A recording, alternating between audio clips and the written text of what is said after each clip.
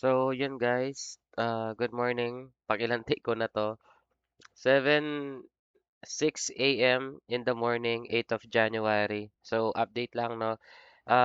Kinonfirm na ng coach namin na magre-resign na siya today.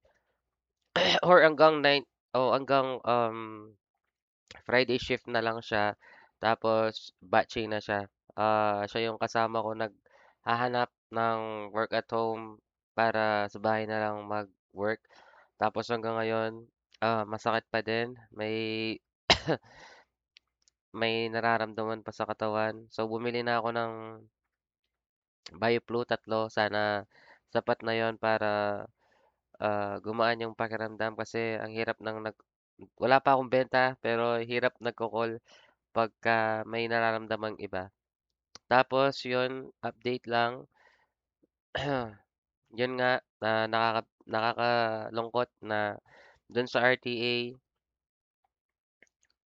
parang pinasarap lang. Wala na kasi yung original coach ko na nag-file nun. So, di ko alam kung ano na nangyari dun. Which is, di ko na siya ipupursue. Kasi alam ko, it's gonna be a waste of my time na lang. At mas ifo-focus ko na lang yung sarili ko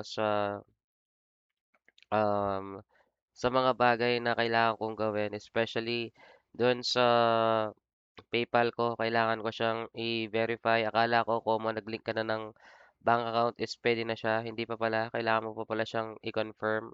Tapos, yung mga, um, tawag dito,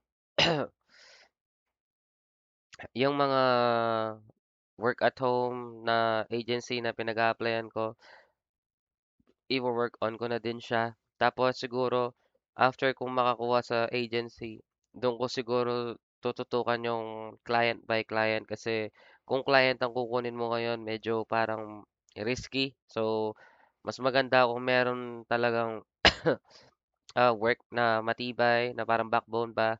Tapos saka na lang magdagdag ng extra kung pala rin, sana pala rin. Yun lang yung update ko for today's video kasi masakit talaga yun nung nararamdaman ko. Peace out. Peace out.